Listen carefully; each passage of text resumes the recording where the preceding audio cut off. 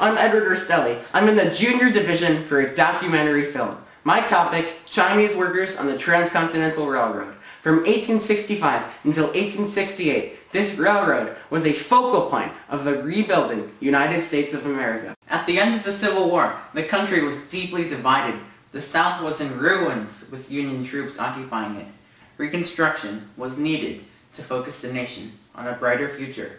The Transcontinental Railroad was a project to do just that. Two companies started on either end of the planned railroad. The Union Pacific started in Council Bluffs, Iowa, and the Central Pacific in Sacramento, California.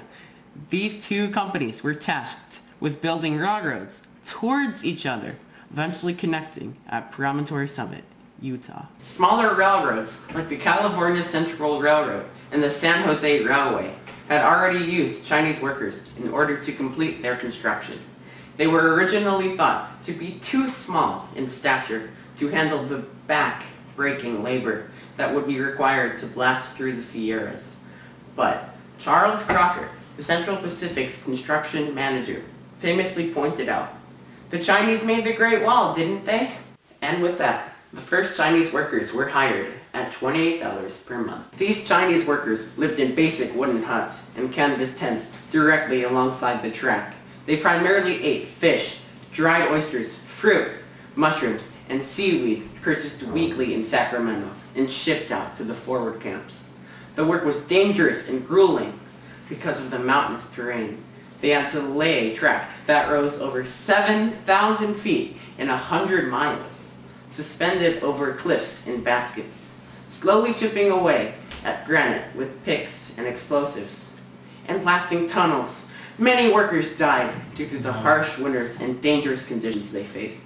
They were so effective, however, that by the time they reached Promontory, Utah, they had made up over 2/3 of the workforce, numbering over 2,600. One event that stands out happened in June of 1867.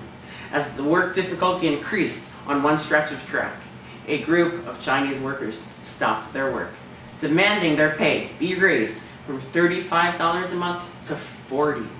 They also wanted to work fewer hours and have shorter shifts in the cramped tunnels. 2 days later, even more workers joined the strike, all along the Central Pacific track. They also increased their demands for pay to $45 per month. The strikes were non-violent, but the reaction was severe. Charles Crocker took drastic action. He first met with the strike leaders, but neither side gave any ground. Since no compromise was found, Crocker became frustrated and decided to cut all food supplies to the workers taking part in the strike for several weeks. After this starvation, many workers gave in, angering those who had held out. In the long run, the Chinese strike of the Sierra Slope had little effect of their treatment. It is a pretty good example of people standing up against what they believe was wrong. In this case, even though the people taking the stand failed, they were still brave in doing so.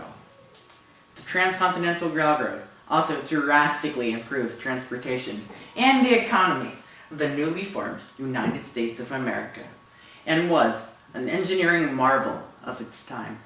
Okay, and that's my NHD project. So now for fails, my annotated bibliography and process paper. I gotta be taller. The Union Pacific. Peter, just shut off. Printing time. I'm not a printer. Directly alongside the track. They primarily ate fish. Oh, no, alongside the trunk. Did I say trunk? You said trunk. Dang it. Okay. Why am I so cringe? First met with the strike leaders to no avail. He first met with the strike leaders to no avail. Then he